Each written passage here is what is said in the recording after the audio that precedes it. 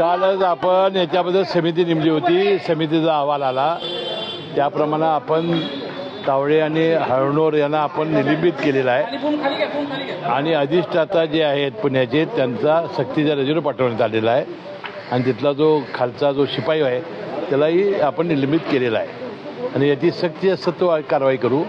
मी यापूर्वी सांगितलं होतं की अतिशय गंभीर गोष्ट होती की हे जे ब्लड सॅम्पल बदलणं या गोष्टी अतिशय गंभीर आहेत. यापुढं कुठल्याही सरकारी डॉक्टरच्या दवाखान्यामध्ये या गोष्टी होऊ नयेत म्हणून त्यांना आयुष्यामध्ये अशी आपण काही शिक्षा देऊ की असं प्रकरण त्यांना करताच येणार नाही अशा प्रकारची कारवाई आम्ही करण्याचं ठरवलं होतं. त्याप्रमाणे आज आमची समिती गेली, त्यांनी ते योग्य ते अहवाल दिला, त्याप्रमाणे आपण कारवाई ही केलेली आहे. जोपर्यंत त्याची चौकशी होणार नाही, पूर्णपणानं त्यांचंही मत घेतलं जाणार नाही, असं बडतर्फ शासनामध्ये केलं जात नाही. परंतु पहिली आपण केलेली आहे, त्यांना योग्य तो धडा शिकवल्याशिवाय आम्ही राहणार नाही.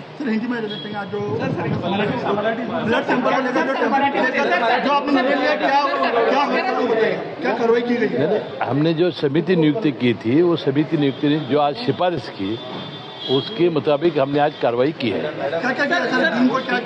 हमने डीन को आज हम कंपल्सरी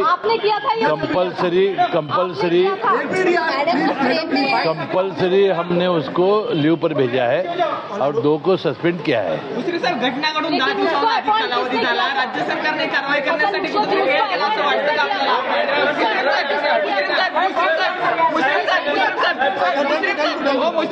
साहेब. आता या प्रकरणामध्ये अजून पुढे काय अभी क्या करेंगे, 1 मिनट, एक मराठी करेंगे बाद में हिंदी करेंगे.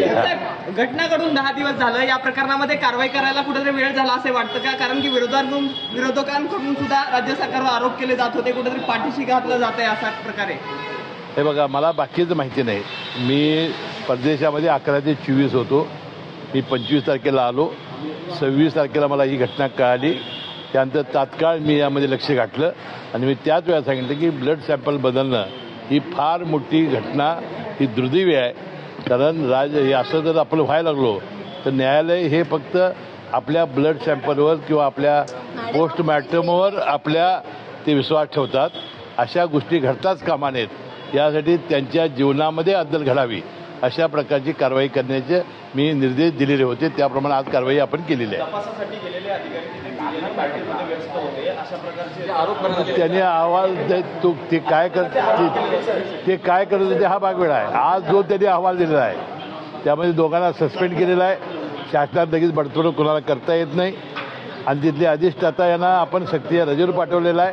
त्यापेक्षा ते अधिक काय करू शकणार होते. पोलीस तपास करतायत पुण्याचे, त्याप्रमाणे ज्या गोष्टी येतील त्या पुढे येतील. आमच्या खात्याच्या अंतर्गत जे विषय आहेत ते आम्ही आज पूर्ण केलेले आहेत.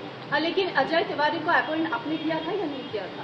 मैं आमदार की सिफारिश पर वो बोला था, मैंने किया था, लेकिन जो रैट जो सवाल हुआ उनको हमने निकाला था, अभी वो नहीं थे.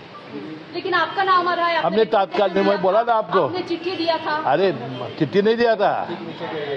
MLA MP जब देते हैं उन पर हम देखते हैं सिफारिश, वो अधिकार नहीं करने के, लेकिन उनको वो निकाला नहीं. उसके बाद ऐसा नहीं होता. सिफारिश करने के बाद वो लोगों ने बोलना चाहिए अधिष्ठाता डीन ने कि ऐसा ऐसा है, तो उनको वो नहीं करना चाहिए था. उन्होंने बिना जाने सिफारिश ऐसा मंत्री को क्या होता है, क्या वो क्या ब्रह्मज्ञानी है क्या?